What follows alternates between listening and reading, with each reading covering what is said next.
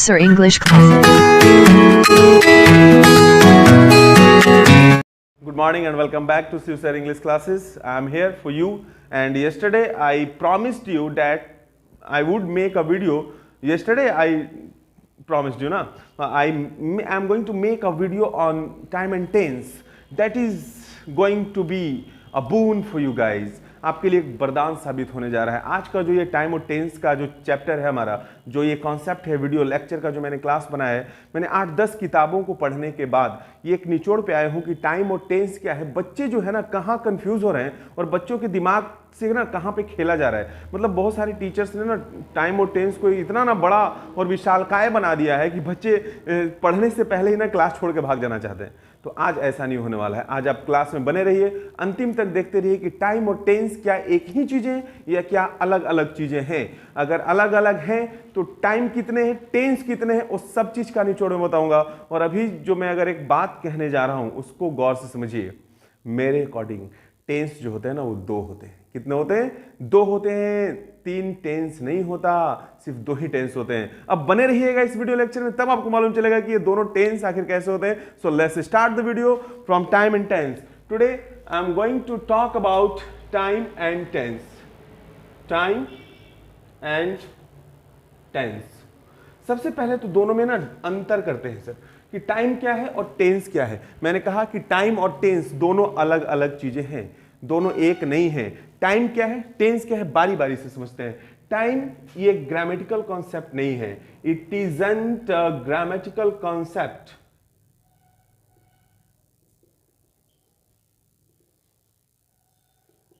ये grammatical concept नहीं है। कहने का मतलब है कि दिस इज या it is a universal concept. It is a universal concept. ये एक यूनिवर्सल कॉन्सेप्ट है। मतलब जब किसी भाषा, मेरी बात को ना ध्यान से सुनिए और समझिए, सब कुछ आपका आज क्लियर होने वाला है। जब भाषा का निर्माण नहीं हुआ था, जब कोई भाषा नहीं थी, तब भी टाइम था, तब भी दिन होता था, रात होती थी, बरसात होती थी, जाड़ा आता था, गर्मी होती थी। यानी समय पहले भी था, पहले भी रातें होती थी, दिन होता था। जब कोई व्यक्ति किसी भाषा को नहीं जानता था, ये तब की बात है। जब से पृथ्वी का अस्तित्व है, तब से इस ब्रह्मांड का अस्तित्व है, तब से ही समय का अस्तित्व है। यानी समय पहले भी था, समय हमेशा से रहा है और समय हमेशा था। जब किसी भाषा की उत्पत्ति नहीं हुई थी, जब किसी भाषा का निर्माण नहीं हुआ था, जब कोई लैंग्वेज का निर्माण नहीं हुआ था, जब कोई लैंग्वेज नहीं था, तब भी टाइम था। क्लियर? दूसरा मैं आपको अगर यहां लिखूं कि ये क्या बताता है, इट ओनली शोज डेज। ये दिन बताता है, मंथ बताता है, ईयर्स बताता है, यानी ये समय बताता है। मैंने एक सेंटेंस बोला, मैंने बोला कि I read eight 7 PM। I read eight 7 PM। मैं 7 बजे पढ़ता हूं।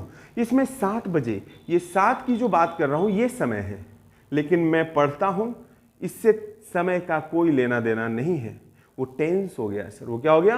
टेंस हो गया। तो इतनी सी तो बात रही टाइम की। और एक चीज और मैं आपको बताऊंगा, धीरे धीरे सारी चीजें मैं आपको क्लियर कर दूंगा। टेंस की मैं जहां तक बात करूं, this is a grammatical concept. It is a grammatical concept. मतलब ये पूरी तरह ग्रामेटिकल कॉन्सेप्ट है। टेंस के बिना किसी भाषा का निर्माण नहीं हो सकता। टेंस के बिना इंग्लिश लैंग्वेज का निर्माण नहीं हो सकता। टेंस के बिना हम कोई सेंटेंस नहीं बोल सकते। टेंस के बिना हम कुछ लिख नहीं सकते। टेंस के बिना हम कोई भाषा नहीं जान सकते। टेंस के बिना हम कोई लैंग्वेज नहीं जान सकते। मतलब ये पूरी तरह ग्रामर पे डिपेंडेड है। ग्रामर बेस्ड है, ये ग्रामर बेस्ड है, ग्रामेटिकल कॉन्सेप्ट है। दूसरी भाषा में अगर मैं कहूं ये भाषा से मुक्त नहीं है, it isn't free from language. It isn't free from language. ये लैंग्वेज से फ्री नहीं है, लैंग्वेज के अधीन है। लैंग्वेज इस पे रूल करता है, यानी ये लैंग्वेज पे रूल करता है सर, मैं ऐसा कहूं। अब टेंस की जहां तक बात है, मैं आपको बताने जा रहा हूं कि टेंस इज वर्ब। अब कहोगे सर आप क्या बोल रहे हैं? मैं बिल्कुल सही बोल रहा हूं मेरे भाई। आप यहां देखो ध्यान से, मैंने कहा टेंस का काम क्या है, कि टेंस करता क्या है? Tense changes the forms of the verbs to show the time of an action. यानी टेंस का मेन हमारा जो निचोड़ निकल के आता है यही है। टेंस का काम क्या है? Tense changes the verb forms to show the time of an action. Tense क्या काम करता है? टेंस का काम है वर्ब के फॉर्म को चेंज करना, ताकि ये पता चल पाए कि कोई भी काम, वर्ब का मतलब एक्शन, एक्शन का मतलब काम, यानी टेंस का लेना देना वर्क से है। टेंस का लेना देना किससे है? वर्क से है, ठीक है, मगर टाइम का लेना देना वर्क से नहीं है। वर्क का मतलब हो गया वर्ब, वर्ब का मतलब हो गया एक्शन, वर्ब का मतलब क्या हो गया? एक्शन। यानी tense work verb action. Tense का लेना देना काम से है। जो भी हम क्रिया करते हैं, जो भी हम काम करते हैं, वो हमारा वर्ब है, हमारा एक्शन वर्ब है। चाहे वो स्टेट ऑफ बीइंग हो, डू डज हो, एम इज आर हो, हैव हैज हो, या फिर मेन वर्ब हो। डिक्शनरी के जितने वर्ब्स हैं वो मेन वर्ब्स होते हैं, यानी V1 होते हैं। तो जितना भी हम काम करते हैं, कोई ना कोई काम दुनिया में हर एक इंसान कर रहा है, तो जिस भी काम को बताना है आपको क्या जरूरत पड़ेगा? आपको टेंस की जरूरत पड़ेगी, आपको वर्क की जरूरत पड़ेगी, आपको वर्ब की जरूरत पड़ेगी। अब यहां पे फिर से एक बार मैं बता रहा हूं, tense changes the forms of the verb to show the time of an action. Tense का बस इतना काम है कि वर्ब के फॉर्म को चेंज कर देता है, ताकि किसी काम का पता चल पाए कि वो कौन से समय में हुआ है। मैं एक एग्जांपल दे रहा हूं आपको, अब यहां ध्यान से समझना। मैंने कहा प्रधानमंत्री कल यहां आएंगे। दूसरी भाषा में आपको यह प्रूव कर रहा हूं कि टाइम और टेंस दोनों अलग अलग चीजें हैं। ध्यान दीजिए इस सेंटेंस पे, प्रधानमंत्री कल यहां आएंगे, इसमें कौन सा टेंस का यूज है? आप कहेंगे सर फ्यूचर टेंस। तो मेरे बच्चे, मेरे भाई, मेरे दोस्त, मेरे मित्र, my friends, this is not in future tense. ये फ्यूचर टेंस नहीं है। गा गई गे लगने का मतलब फ्यूचर टेंस नहीं हो गया, ये टाइम है फ्यूचर। यानी इस एक्शन का होना फ्यूचर में है, ये फ्यूचर टाइम है। मगर इस सेंटेंस का मैं अंग्रेजी कर रहा हूं, ध्यान दीजिए यहां पे, the prime minister comes here tomorrow. The prime minister, यही इंग्लिश होगा इसका, the prime minister comes here tomorrow. Will come कर दोगे गलत हो जाएगा। अब ये कम्स क्या है? ये V5 है, यानी present form of the verb है। This is the present form of the verb, ये प्रेजेंट फॉर्म है। यानी टेंस क्या लगा? प्रेजेंट, मगर टाइम क्या सो रहा है? फ्यूचर। तो फ्यूचर टाइम होता है, फ्यूचर टेंस नहीं होता। तो टेंस, अब एक चीज और मैं आपको और क्लियर कर रहा हूं। जैसे मान लीजिए मैंने एक सेंटेंस बोला कि मैं नेक्स्ट वीक एक गाड़ी खरीदने जा रहा हूं, मैं अगले सप्ताह एक गाड़ी खरीदने जा रहा हूं। अब जा रहा हूं जो बात है, I am going to buy, I am going to purchase a car the next year. अब गोइंग टू, गोइंग लग गया गोइंग। अब गोइंग कौन सा फॉर्म है?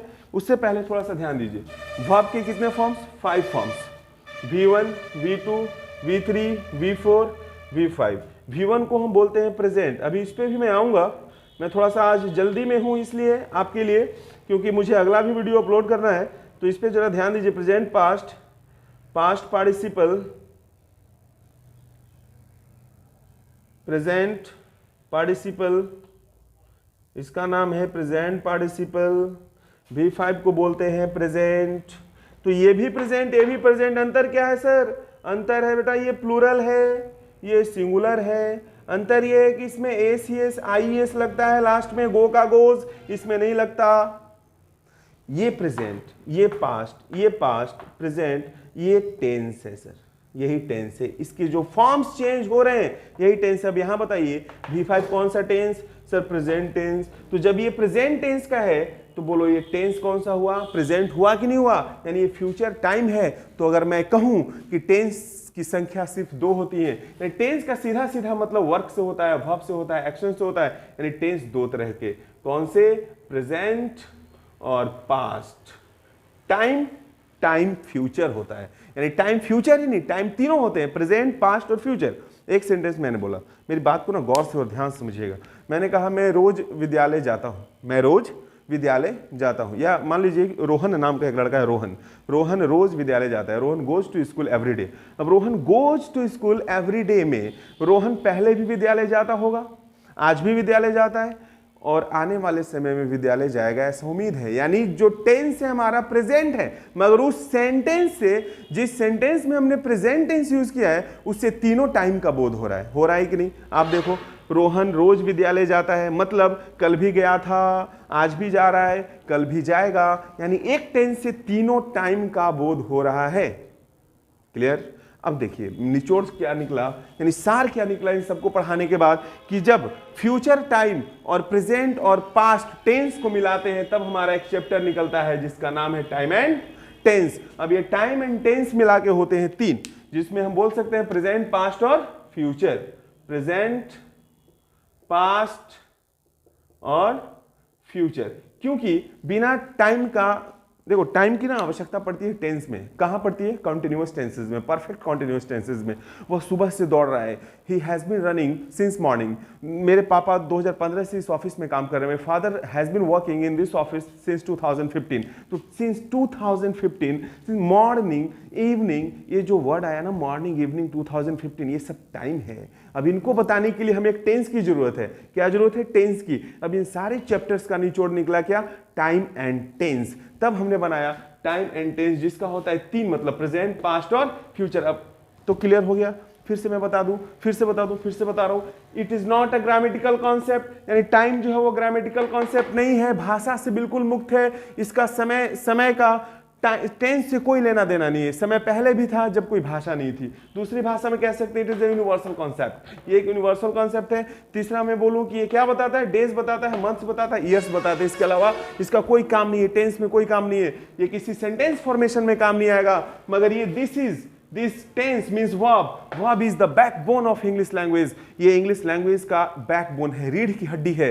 अगर रीढ़ की हड्डी ना रहे तो इंसान मर जाएगा, चलेगा नहीं, बोलेगा नहीं, बैठेगा नहीं, उठेगा नहीं, मर जाएगा। उसी तरह अगर वर्ब ना हो तो किसी भी सेंटेंस को हम बना नहीं सकते हैं। अगर वर्ब ना हो तो किसी भी सेंटेंस का निर्माण नहीं हो सकता है। अगर वर्ब ना हो तो हम किसी भी भाषा को नहीं समझ सकते, हम कोई राइटिंग नहीं कर सकते, हम कोई सेंटेंस नहीं, यानी बिना वर्ब का कोई सेंटेंस जब हो नहीं सकता, तो जब सेंटेंस नहीं हो सकता तो क्या मोटी मोटी किताबें छप जाएंगी? बिल्कुल नहीं छपेंगी सर। तो नहीं छपेंगी तो इसका मतलब वर्ब, तो वर्ब की जरूरत है। तो वर्ब की जरूरत है तो ये टेंस हो गया। Tense changes the forms of the verb to show the time of an action. Tense क्या करता है सर? वर्ब के फॉर्म को चेंज कर देता है। V1 को V2 बना देगा। मैं कहा आई गो, मैंने कहा आई गो, ये प्रेजेंट की बात है, आई गो मैं जाता हूं। फिर उसने कहा I went, he went, she went, हो गया। ये पास्ट की बात है, यानी गो बदल गया वेंट में। और वेंट से क्या मालूम चल रहा है? वेंट से मालूम चल रहा है कि आपने ये काम पास्ट टाइम में किया। यानी टेंस से हमें टाइम का पता चलता है, न कि टाइम से टेंस का पता चलता है। मेरे बच्चे अब समझ में आई बात?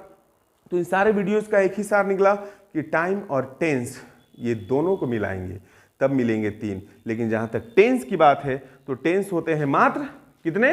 2। फिर से समझिए, V1 को प्रेजेंट, V2 को पास्ट, V3 को पास्ट पार्टिसिपल, V4 को प्रेजेंट पार्टिसिपल, V4 को अगेन प्रेजेंट सिंगुलर फॉर्म में। कहीं फ्यूचर है? कहीं फ्यूचर नजर आ रहा है? फ्यूचर जब है नहीं तो फ्यूचर कोई टेंस नहीं होता। फ्यूचर कोई टेंस नहीं होता तो इसका मतलब टेंस हुए 2, प्रेजेंट और पास्ट। आज के लिए बस इतना ही। ये तो बस एक झलक था, ये बस झलक है। अभी मैं अगला जो वीडियो लेक्चर बनाने वाला हूं, अब इस पे एक एक टॉपिक, एक एक सेंटेंस का ना, एक एक सेंटेंस का मैं पोस्टमार्टम करूंगा कि इसका मतलब ये, इसका पोस्टमार्टम का मतलब समझ रहे हैं ना आप? पोस्टमार्टम मतलब सेंटेंस का पोस्टमार्टम, कि कौन सा वर्ड क्या है, कौन सा वर्ड क्या है, और भी चीजें समझ में आएंगी। तो मेरे चैनल को सब्सक्राइब कीजिए और देखते रहिए शिव सर इंग्लिश क्लासेस नए और अच्छे ढंग से, ताकि आपको बेहतर समझ में आए। इस वीडियो को ना बार बार देखिए और दिमाग में लगाइए कि हाँ सर ने क्या सिखाया और क्या बोला, और सीखने का प्रयास कीजिए।